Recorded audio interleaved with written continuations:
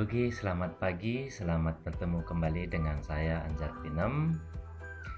Dalam materi kita di Administrasi Infrastruktur Jaringan, kita akan membahas bagaimana Internet Gateway, ya, Internet Gateway. Jadi, saya berharap adik-adik tetap dalam keadaan sehat-sehat dan tetap semangat walaupun kita masih belajar dari rumah. Ya, tetap ikuti protokol kesehatan jika adik-adik keluar dari rumah, dan selalu gunakan masker ya untuk menjaga terpapar dari COVID-19. Nah, kita mulai materi kita. Sebenarnya apa sih gateway ini gitu ya. Nah, gateway merupakan sebuah perangkat dalam komputer ya, sebuah perangkat dalam komputer yang difungsikan untuk menghubungkan sebuah jaringan komputer dengan satu jaringan komputer yang lain, atau lebih dikenal menggunakan protokol ya, protokol informasi yang tidak sama. Nah, hal ini nantinya akan membuat sebuah informasi dari satu jaringan komputer dapat diteruskan pada jaringan komputer lain yang memiliki protokol yang berbeda. Itu yang dimaksud dengan gateway. Nah, kemudian kalau kita lihat dari contohnya yang sering kita gunakan, misalnya pada saat kita menggunakan email, kita tahu bahwa pertukaran email ya dapat dilakukan meskipun dalam sistem yang tidak sama. Misalnya si Budi menggunakan sistem email dengan aplikasi misalnya Google Mail misalnya, sedangkan si Ani menggunakan Yahoo misalnya. Jadi ada sistem yang berbeda dalam jaringan yang berbeda, tapi bisa dapat saling berhubungan. Nah, sebenarnya belakangan ini pengertian gateway ini ya sering disalahartikan atau sering disamakan dengan router ya, karena fungsi router juga sebelumnya kita sudah bahas bahwa menghubungkan satu jaringan dengan jaringan yang lain. Nanti kita lihat apa perbedaan dan persamaannya ya. Nah, kemudian apa sih fungsi dari gateway ini gitu ya? Nah, fungsi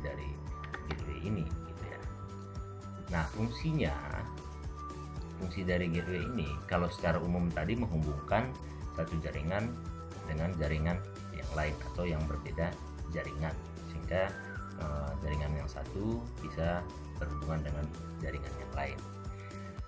Nah, selain itu, gateway ini juga berfungsi sebagai protokol converting ya, protokol convert atau mengkonvert protokol gitu.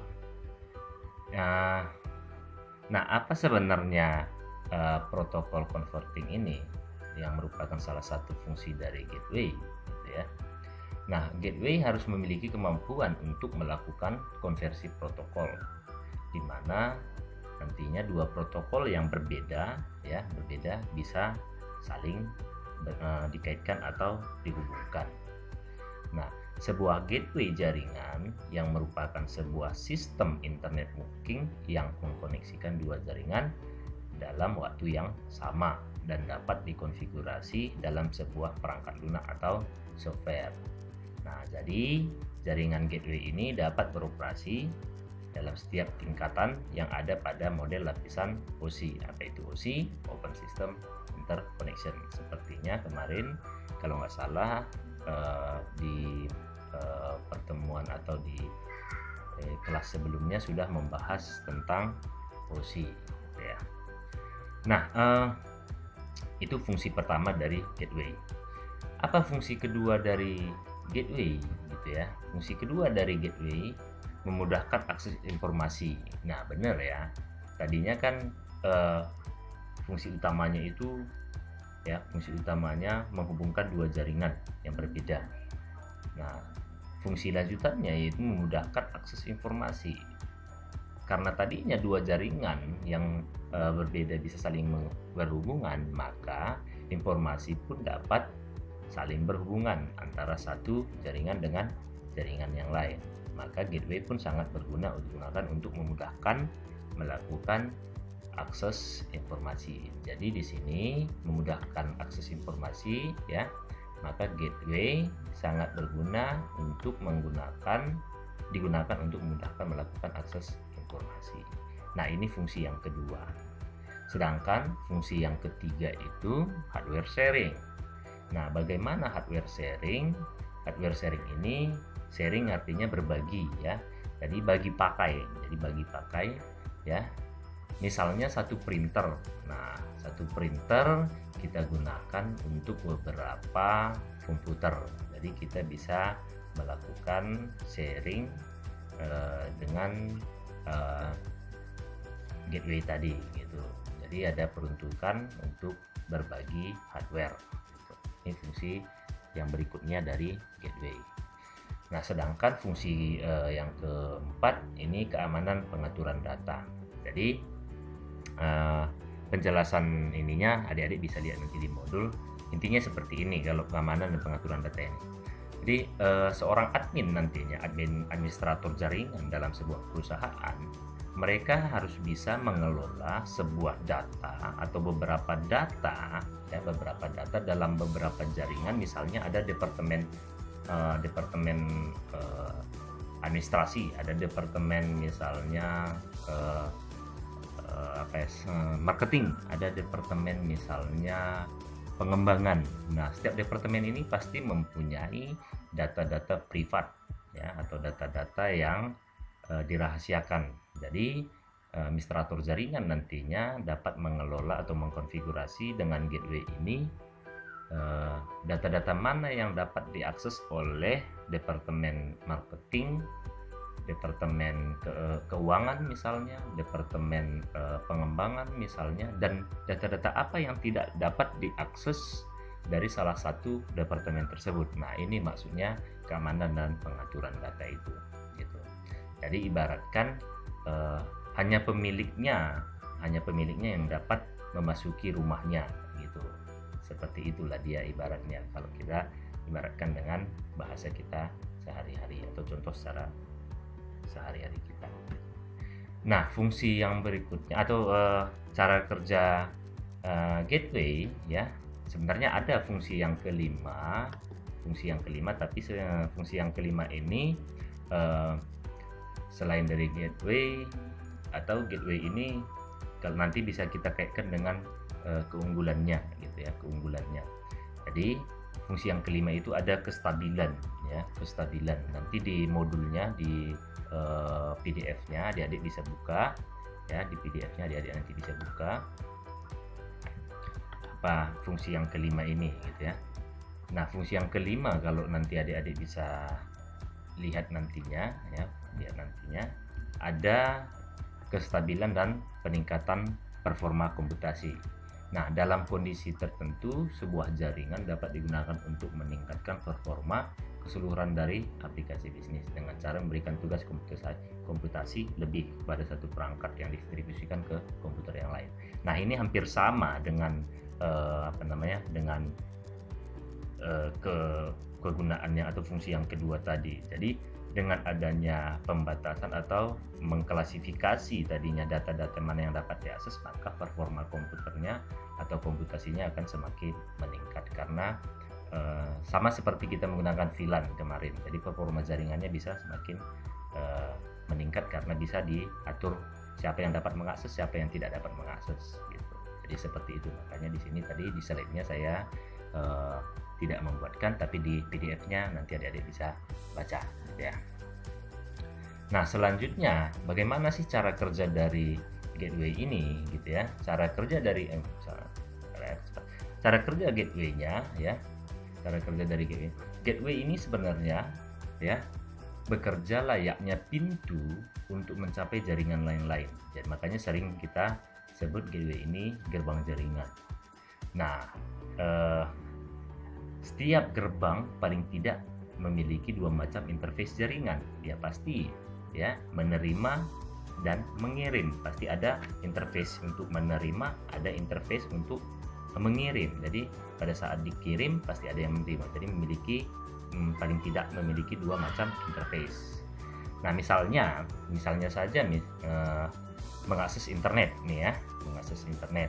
Sebuah alamat website dapat ditempuh jika sudah melalui gateway yang telah memberikan arah atau route ya, route untuk sebuah paket data sampai ke tujuan. Nah, bayangkan misalnya ada perumahan kecil yang letaknya di salah satu kompleks perumahan yang lebih besar. Nah, perumahan besar tersebut dikelilingi dengan jalan besar. Jika diibaratkan seperti ini, maka jalan besar adalah jaringan besar yang memiliki struktur berbeda dengan perumahan besar dan kecil. Jadi ibaratkan misalnya ada sebuah perumahan nih ya, perumahan ini ada yang dalam satu kompleks ada perumahan kecil ya. Kemudian di dalam perumahan kecil ini termasuk di dalam perumahan yang lebih besar. Nah, perumahan tersebut dikelilingi dengan jalan yang besar. Nah, jika ibaratkan maka jalan besar adalah jaringan yang besar atau jaringan luasnya yang memiliki struktur berbeda dengan perumahan yang kecil-kecil tadi. Jadi itu ibaratnya. Nah, dengan seperti itu tadi misalnya, kalau misalnya lah si penghuni di perumahan kecil ingin mencapai rumahnya, tentu dia membutuhkan pintu gerbang perumahan yang pastinya dibangun di dekat jalan besar, seperti simpang masuk ke jalan tikusnya, misalnya kita sebut di Medan ini kan sering kita sebut jalan tikus gitu ya. Nah, walau terhubung dengan perumahan besar ya, jalan besarnya biasanya tidak terbatas langsung gitu ya, tidak terbatas langsung. Nah, gateway sendiri merupakan gerbang yang terletak di pinggir jalan. Jadi itu gateway-nya pas di permukaan simpang itu, simpang dari jalan besarnya misalnya ke jalan tikusnya. Nah, itu yang kita sebut dengan gateway gitu. Nah, itu dia ya. Nah, sedangkan kalau misalnya kita kaitkan dengan router, setelah gerbang itu tadi ada jalan menuju rumah di perumahan kecil itu tadi, itulah router. Nanti ada penjelasannya kenapa bisa kita hampir sama dengan router gitu ya. Kita lihat nanti perbedaan gateway dengan router gitu ya. Nah, itu cara kerjanya. Nanti boleh kita praktikkan bagaimana penggunaan gateway ini di dalam simulasinya ya. Nah, kemudian perbedaan gateway dengan router ya, sebenarnya gateway ini sering diidentikan dengan router. Nah, kenapa bisa demikian ya, gateway dengan router? Kalau adik-adik lihat penjelasan di sebelumnya, maka sama-sama ini fungsinya untuk menghubungkan dua jaringan gitu. Nah, sebenarnya tidak salah kalau bisa kita sebut gateway dengan router itu sama. Tapi seperti yang kita sebut tadi di penjelasan atau contohnya gerbang untuk masuk jalan tikus tadi dari jalan besar itu merupakan gateway-nya, sedangkan jalan menuju ke perumahan kecil tadi itulah yang disebut dengan router. Itu perbedaannya kalau kita bandingkan secara umum gitu ya. Nah, kita bisa juga kalau misalnya lihat gateway ini bisa disebut sebagai router ya, di mana tugasnya untuk meneruskan lalu lintas suatu jaringan ke jaringan lain atau ke internet. Nah, gateway ini bertindak sebagai perangkat perantara antar komputer di satu jaringan dengan komputer lain di jaringan lainnya. Semua lalu lintas antar jaringan tersebut harus melalui pintu gerbang. Nah, ingat, gateway itu di pintu gerbangnya, akan tetapi pada saat pengantaran ya, itu menggunakan router. Jadi ada gerbangnya, ada routernya. Jadi pada saat gerbang itu memasuki jalurnya, itu kita sebut dengan gateway atau gerbangnya. Kemudian pada saat pengantaran itu kita sebut dengan routernya. Nanti di modul PDF-nya ada penjelasan lebih jelas lagi ya. Nah, kemudian kita lihat segi keuntungannya ya. Nah, ini tadi udah saya jelaskan. Nah, keuntungannya ya, kalau kita lihat keuntungan ini lebih mendekati ke fungsinya gitu ya. Research sharing. Nah, jadi dengan gateway ini dapat menggunakan sumber daya yang ada secara bersama-sama. Misalnya seorang pengguna yang berada di 100 km atau berada di luar pulau jauhnya dari satu data tidak mendapatkan kesulitan dalam menggunakan data tersebut. Contoh misalnya adik-adik menyimpan data di atau kemarin mengerjakan soal UTS-nya. Nah, kan soal UTS-nya kita kerjakan atau kita muatkan di sekolah gitu. Adik-adik mengerjakannya dari rumah gitu. Nah, jadi itulah research sharing gitu ya. Nah, kemudian reliabilitas tinggi. Apa itu reliabilitas tinggi gitu ya? Nah, dengan jaringan komputer kita bisa mendapatkan reliabilitas yang tinggi dengan memiliki sumber-sumber alternatif persediaan. Misalnya, semua file dapat disimpan atau dikopi ke 2, 3 atau lebih komputer ya. Jadi dengan tadinya kita menggunakan gateway atau jaringan komputer yang melalui gateway, maka bisa menyimpan, misalnya nih saya download di sini nih, saya simpan di komputer saya, kemudian besok saya berangkat misalnya ke Jakarta. Di Jakarta saya download, saya simpan lagi di komputer yang ada di Jakarta. Misalnya seperti tadi, bisa memberikan atau bisa reliabilitasnya tinggi gitu ya. Jadi bisa saling berbagi di mana-mana saja untuk kita gunakan data-data tersebut tadi gitu ya. Nah, kemudian menghemat uang, tapi nanti di kekurangannya juga ini bisa menjadi kekurangan gitu, bisa juga menambah biaya gitu. Kenapa nanti bisa menjadi kekurangan, nanti kita lihat gitu ya. Nah, kenapa bisa menghemat uang gitu ya?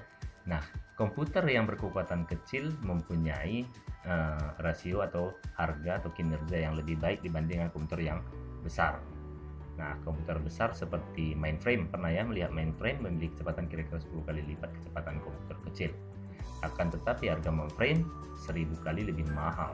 Nanti bisa kita googling apa itu komputer mainframe, atau adik-adik nanti di sini coba cari ya jenis-jenis komputer mulai dari mainframe sampai dengan ke mini ya, mainframe.